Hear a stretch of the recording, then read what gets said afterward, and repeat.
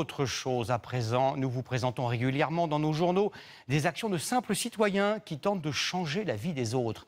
Ce soir, je vous emmène à Lorient où des artisans transmettent leur savoir à des jeunes qui, demain, peut-être, prendront le relais. C'est notre rubrique CQFD, ce qu'ils font pour demain, signé Sylvie Pinatel, Christophe Moutot et Thierry Gippet. Très bien, jeune homme. Il y a des mains qui ont l'âge de leur expérience, d'autres qui sortent à peine de l'enfance. Il faut réussir à mettre le fil dans le chat de l'aiguille. Tu veux essayer? Et il y a aussi cette association qui a eu la bonne idée il y a 30 ans de les réunir. À l'outil en main de Lorient, 12 retraités bénévoles accueillent chaque mercredi 12 enfants.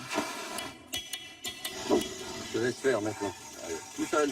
Bernard était chaudronnier, il a travaillé toute sa vie et a aujourd'hui le temps et surtout l'envie de transmettre son amour du geste et du travail bien fait. Il y a toute une gestuelle à apprendre, qui font un métier pour qu'on tienne un outil de telle ou telle manière. Ça vient pas comme ça, c'est pas inné. L'intensité du coup de marteau, la précision du coup de marteau, ça vous ne pouvez pas l'acquérir, hormis en y passant des années pour comprendre ce qui se passe au bout. À ses côtés, Gwendal a fait à 12 ans une découverte importante. Il y a des choses que je sais faire et que je savais pas faire avant. Ça, c'est ta pièce de tournage. Ils en disent quoi, tes parents? Ils étaient étonnés. Dès qu'ils ont vu ça, ils étaient là, ouais, c'est joli. Il y a 235 antennes comme celle-ci à travers la France qui initient les enfants à plus d'une centaine de métiers manuels. Forcément utile, d'autant que dans ces filières, 25% des employeurs disent avoir du mal à recruter faute de candidats. Ils vont travailler pendant 3 semaines sur un atelier et après ces 3 semaines, ils vont passer sur un autre atelier. Que ça soit de la mécanique, de la couture, de la cuisine, garçon ou fille, il n'y a aucune différence. Tout le monde passe au même endroit et le même temps. Ça sonne pas brûlé, hein. Ici, les enfants apprennent à utiliser l'outil avec ses risques et ses précautions, bien loin des usages du monde virtuel avec lequel leur génération a grandi.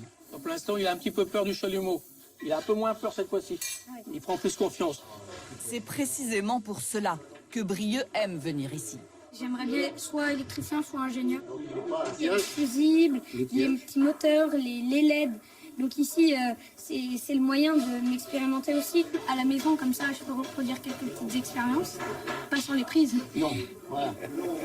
En près de 30 ans, 35 000 enfants sont passés par les ateliers de l'outil en main. Et plus du tiers s'est orienté ensuite vers un métier manuel. Tous les autres auront découvert de quoi ils étaient capables. Tu es épatant, dis donc. Et un peu plus parfois chez ces professeurs ayant l'âge d'être leurs grands-parents. C'est différent parce que les grands-parents, on parle pas des mêmes choses. Parce que les grands-parents, on est plus proches. Alors que là, vraiment, on peut tous raconter parce qu'on ne connaît pas la vie de l'autre. Et ça fait un bien fou. Parce que sinon, en prenant de l'âge, si on vit dans nos autarcie, chacun dans son coin, on finit par... on vieillit, puis comme je vous disais, on finit par être un vieux con, quoi. Et eux, ils m'aident à rester jeune. Disons. Pas à rester jeune, mais ils m'aident à vieillir plutôt.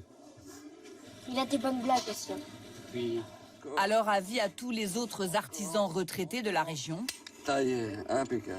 L'outil en main de Lorient cherche des bénévoles. Beaucoup d'autres enfants voudraient venir, mais la liste d'attente est aujourd'hui de 2 ans.